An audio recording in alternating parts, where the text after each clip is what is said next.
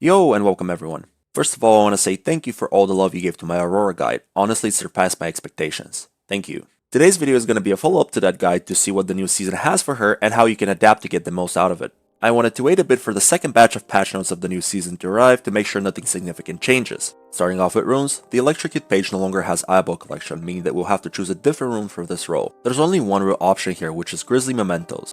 I hope I'm pronouncing it right. This rune is surprisingly good for Aurora since she really wants Red Trinket up as much as possible in the mid-late game. I can definitely feel the difference of having Oracle Lens up so often. The Deep Ward rune doesn't make any sense on Aurora since you want to swap for Red Trinket as soon as possible, and Sixth Sense you can actually make use of, but honestly just stick with Grizzly Mementos, much more consistent. Also, all of the runes in this role are getting a buff next patch, which is really good. I do think they needed a bit of a boost to match other runes in the game in terms of effectiveness, so big win for us.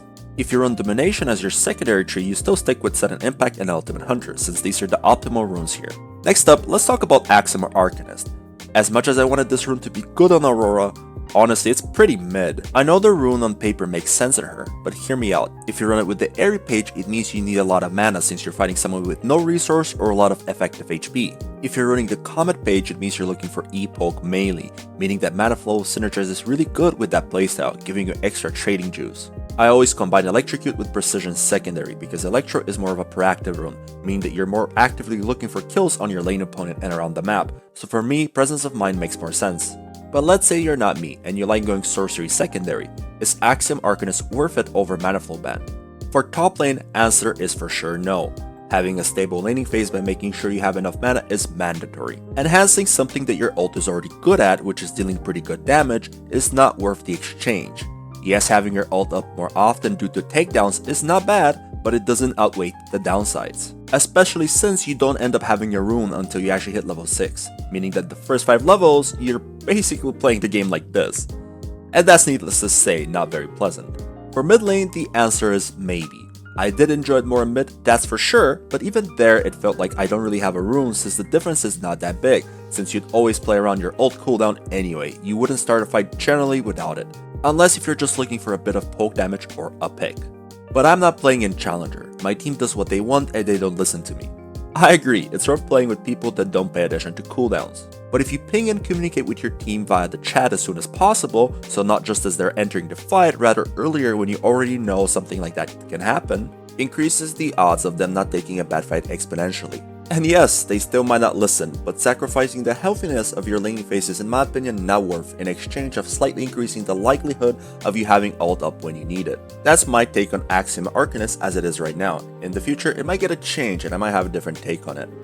Lastly, I want to cover one more rune, which is Celerity. In my guide, I didn't include it since I actually never ran it. I considered it being usable, but I didn't actually think it's good because Absolute Focus and Transcendence provided more value in the cases where you would bring it. Now with the new season, there's a few things that change that, but before I mention what those are, Celerity is good because it increases your W movement speed and lets you get close enemies in the mid and late game, allowing you to make a lot easier picks. And the new things that changed my vision on it are 1. Feats of Strength, which synergizes with this playstyle very good, granting you more movement speed on your boots. And 2, also the more important point is that Home Guard effect got buffed a lot. Just for clarity, if you don't know what Home Guard effect is, it's the movement speed you get every time you enter the fountain.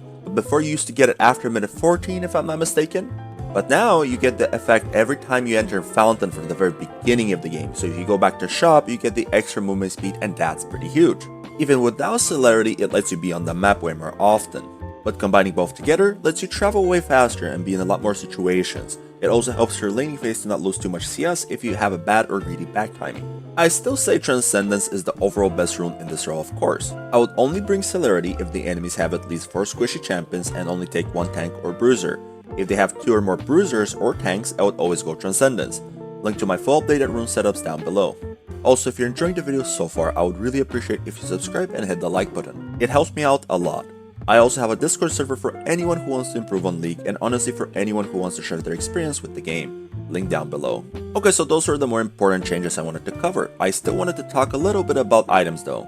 Malignance. I started building it a bit more often due to there still being lane swaps in some games. Or in some games you end up getting hard camped, resulting in less resources. So Malignance ends up being more valuable than Ludens since it's cheaper and lets you come online faster. But I still prefer Ludens in any other case. If you want to know why, go and watch the guide. Storm Surge. I stopped building this item almost at all since there's not a lot of games where you can get away with it. This item is only good if you're facing a lot of squishy champions, otherwise Shadow Flame ends up outperforming it. My rule of thumb for it is at least 4 squishy champions if I want to justify building it. Bloodletter's Curse, the new item introduced in the game. Honestly, this item is not the best, but also not the worst on Aurora. She's pretty good at applying it due to her having a lot of array of effect. But only buy it if you have at least 1 more AP damage dealer and there's at least 3 enemy magic resist stackers. Lastly, Lichbane. I ended up getting asked a few times about it, and while this item on paper is not bad on Aurora, issue is the longer the game goes, the less auto attacks you get to land as Aurora, due to you having to constantly be moving around because you're so squishy. 1 random CC ability landing generally means you're in trouble.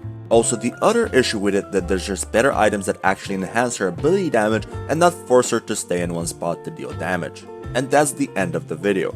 Next up, I'll finally be talking about Aurora matchups, so maybe you can let me know which ones you'd want to see in the comments down below. I'll most likely end up pairing them in terms of difficulty, but I'm still interested to see what you think. Thank you for watching, and I'll see you on the next one.